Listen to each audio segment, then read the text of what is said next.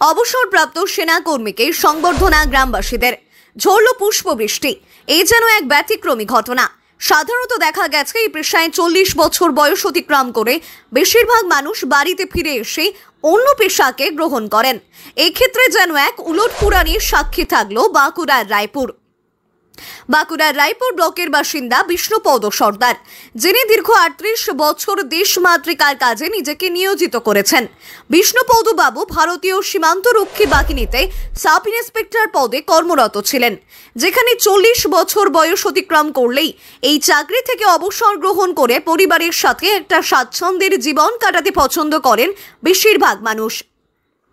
সেই জায়গায় দাঁড়িয়ে বিষ্ণুপদ বাবু নিজের জীবনকে বাজি রেখে দেশ সেবার কাজে নিজেকে নিয়োজিত করেছিলেন। তিনি বর্তমানে 60 ঊর্ধ্ব মানুষ একজন। সরকারি নিয়ম অনুযায়ী অবস্থাতেই 60 বছর অতিক্রম করে গেলে সেনাবাহিনীতে থাকা যায় না, তাই তিনি বোধহয় বাধ্য হয়ে বাড়ি ফিরে এলেন। আর তার এই আগমন উচ্ছ্বাসের সঙ্গে সাদরে গ্রহণ করলেন গ্রামবাসী। রীতিমতো ফুলের মালা পরিয়ে এবং পুষ্পবৃষ্টি করে অবসরপ্রাপ্ত সেনাকর্মী বিষ্ণুপদ সর্দারকে স্বাগত জানানো হলো তাদের গ্রামের ছেলেকে। বিষ্ণুপদ বাবু 1986 সাল থেকে এই পেশায় কর্মরত রয়েছেন, কিন্তু এও জানান কেউ যদি এটাকে পেশা হিসেবেই নেয় তাহলে সে কোনোদিনও দেশ সেবা করতে পারবে না। যদি কেউ এটাকে ভালোবেসে নেয় তাহলে দেশমাতৃকার জন্য অনেক কিছুই করা যেতে পারে। 2 মার্চ 1986-তে আমি বিএসএফে জয়েন করেছি। আর জয়েন করার পরে আমার ট্রেনিং হয় শিলিগুড়ি বৈকুণ্ঠপুর। তারপরে আমার ফার্স্ট পোস্টিং আমি আসি কলকাতার পর থেকে আমি ক্রমাগত বিভিন্ন জায়গাতে আমি পোস্টেড হয়েছি। এর মধ্যে বেঙ্গল থেকে আরম্ভ করে ত্রিপুরা, আসাম, পাঞ্জাব, কাশ্মীর এবং গুজরাট, রাজস্থান, এইসব জায়গাতে আমি বিভিন্ন পরিস্থিতির মধ্য দিয়ে আমি ডিউটি করেছি। এমনকি পাঞ্জাবে যখন 1988-তে ছিল ইনসার্জেন্সি ছিল, ওখানে যখন মিলিটেন্ট ছিল তখনও আমি ওখানে 2 বছর সার্ভিস দিয়েছি। আর 1995 থেকে 1997 পর্যন্ত 3 বছর কাশ্মীরের মিলিটেন্সিতে আমি সার্ভিস দিয়েছি।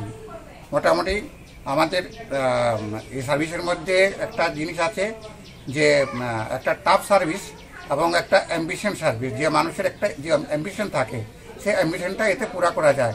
আর আমার এইভাবে ভালো লাগছে এখন যে আমি দীর্ঘ 38 বছর সার্ভিস করার পরে আমি সুপারনেশন রিটায়ারমেন্ট নিয়ে সুস্থভাবে বাড়ি ফিরেছি। হ্যাঁ, এবং সেটাই আমার সবথেকে বড় অ্যাচিভমেন্ট। আর তার থেকেও বড় খুশির জিনিস যেটা হলো যে আমি এতদিন ধরে আমার দেশের সুরক্ষার কাজে এবং দেশ মাতার কাজে আমি নিজেকে উৎসর্গ করতে পেরেছি, সেটাই আমার গর্বের জিনিস। দেখুন, যদি এটাকে আমরা যদি জীবিকা হিসাবে যদি ব্যবহার করি তাহলে এই সার্ভিসের কোনো আনন্দই থাকবে না। যখন আমি এটাকে আমি নিজের দেশ সেবা বলে মনে করব, যে আমি যে দেশে জন্ম নিয়েছি সেই দেশ মাতৃকার সেবা হিসাবে, তার সুরক্ষা হিসাবে যদি আমি যখন মেনে নেব, তখন সেটা আমার কাছে সবথেকে খুশির হবে এবং আনন্দের হবে। আবার তখন যে আমাদের যে টাফ ডিউটিগুলো থাকে সেগুলো করতে কোনো রকম কোনো অসুবিধার সম্মুখীন হতে হয় না। আর বিভিন্ন জায়গা থেকে আমরা যে বিভিন্ন কর্মীরা এসে করে একত্রিত হয়ে আমরা যখন একজুট হয়ে কোনো কাজে নামি, তখন আমাদের কাছে সবথেকে বড় অ্যাচিভমেন্ট হয় দুর্গম থেকে দুর্গম যে বাধা থাকে সেগুলোকে আমরা অতি সহজে অতিক্রম করে যেতে পারি। যখন বাড়ির থেকে যখন গিয়েছিলাম তখন মনে মনে ভেবেছিলাম যে হ্যাঁ, কোনোদিন নিশ্চয়ই এই দিনটা আসবে।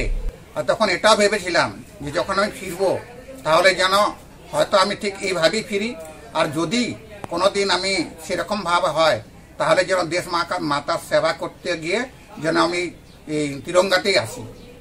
আর আজকে আমাকে তিরঙ্গার সাথে আমাকে যে সম্বর্ধনা জানালো রায়পুরের গ্রামবাসীরা, এটা আমার কাছে খুবই গর্বের। এটাকে ভাষার মধ্যে এটাকে বয়ান করা যাবে না, এটা অনুভূতির জিনিস।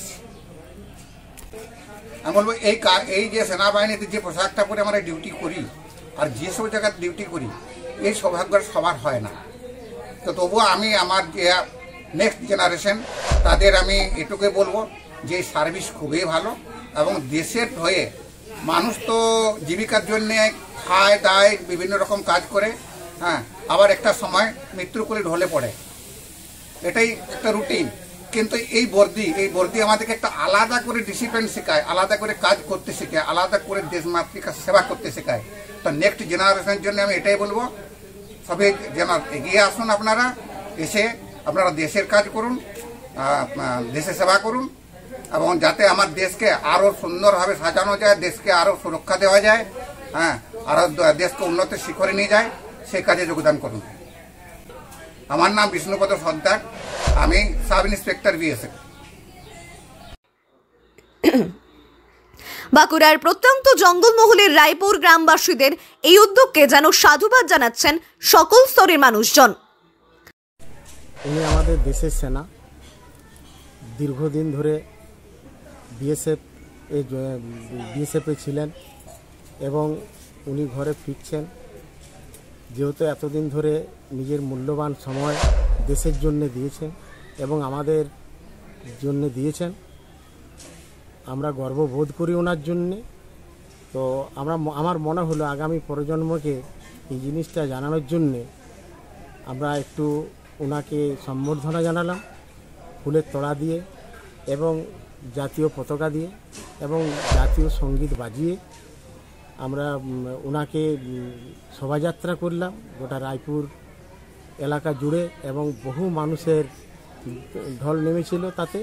তার সবাই খুশি হয়েছে এবং আমরা তো খুশি হয়েছি, এবং সবথেকে বড় জিনিস উনিও খুশি হয়েছেন যে উনি একটা দেশের জন্য যে কাজ করে এসছেন তার জন্য যে সম্মানটুকু শেষ সময় পেয়েছেন, এইটা ওনার কাছেও খুব গর্বিত হয়েছেন উনিও। আমরাও গর্ববোধ করছি যে আমাদের দেশের সেনাকে আমরা এতটা সম্মান দিতে পারলাম এবং ওনার বাড়ির সবাই খুশি হয়েছে। আমার নাম রন্টু রজক। আমার স্বামী 86 সালে বিএসএফ সেনাবাহিনীতে যোগদান করে সেখানে দীর্ঘদিন তিনি ছিলেন। দীর্ঘদিন তো উনি আসতেন মাঝে মাঝে ছুটিতে, গল্প বলতেন, ওখানে শুনতাম, গা কাটা দিয়ে উঠতো, ভালো লাগতো। রাতে মানে ভয়ে ঘুমোতে পারতাম না। হ্যাঁ, দেখতাম এখানে খবরে নিউজে অনেক কিছু দেখতাম, তো সে ভয়ে ভয়ে থাকতাম।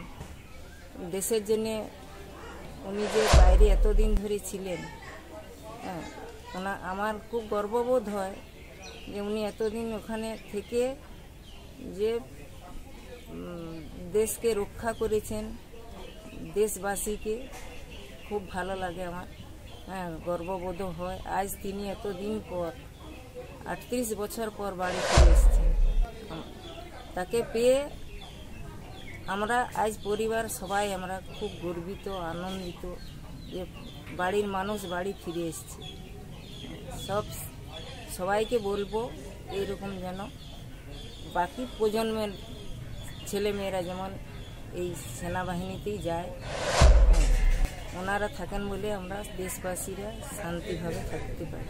বাঁকুড়ার রায়পুর থেকে সঞ্জয় ঘটকের রিপোর্ট, গ্রাম বাংলা।